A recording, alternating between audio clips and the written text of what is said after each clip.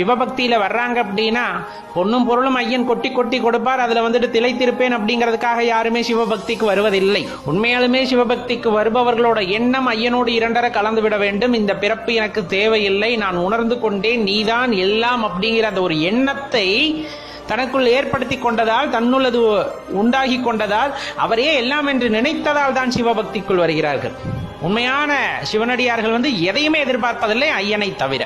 ஐயன் ஒருவரே போதும், அவருடனே இருந்தால் போதும், அவர் இருக்கின்ற அந்த இடத்தில் ஒரு தூசியாக இருந்தால் போதும். இது போல எண்ணங்களில் தான் ஒவ்வொருவரும் வாழ்ந்து கொண்டிருக்கிறார்கள். பிறப்பிலே சிவபக்தி அப்படிங்கறதெல்லாம் பெரிய விஷயம். அவங்க பூர்வ ஜென்மத்தோட அந்த புண்ணிய பலனின் காரணமாக பிறக்கும் போதே சிவநெறியில் வருகின்றவர்கள், சிவபக்தியில் வருபவர்கள் ஏராளம்.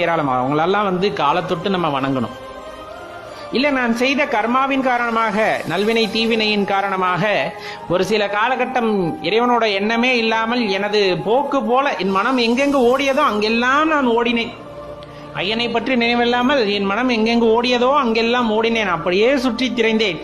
ஆனால் ஏதோ ஒரு இடத்தில் ஐயன் என்னை ஆட்கொண்டு அதன் பின்பு அவரின் மீது எனது அந்த கவனம் திரும்ப ஆரம்பித்ததல்லவா, அந்த நொடி எனது வாழ்க்கையில் ஏற்பட்ட பெரிய மாறுதல். அதுதான் அந்த திருப்பு முனை அப்படிங்கறது நம்ம வாழ்க்கையில. இப்படி ஒரு பேராற்றல் இருக்கிறதே, இப்படி ஒரு பெரியவர் இருக்கிறாரே அப்படிங்கிற மாதிரி அந்த எண்ணம் அப்படிங்கிறது அப்பதான் எனக்குள்ள ஏற்படுகிறது. அப்படிங்கும் போது அதுவே பெரிய பாக்கியம் சொல்ல போனா.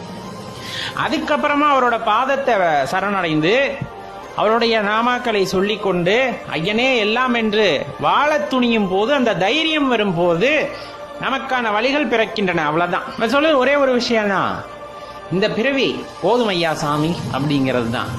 அப்ப அடுத்து தயவு செஞ்சு உன்னோட சேர்த்துக்கோ, தயவு செஞ்சு உன்னோட சேர்த்துக்கோ, அதுக்கான வழியை காட்டு, அதுக்கான பயிற்சி முயற்சி எல்லாமே நான் செய்யறேன், என் கூடயே இருந்து என்னை உன் கூடயே ஏத்துக்கோ, அவ்வளவுதான்.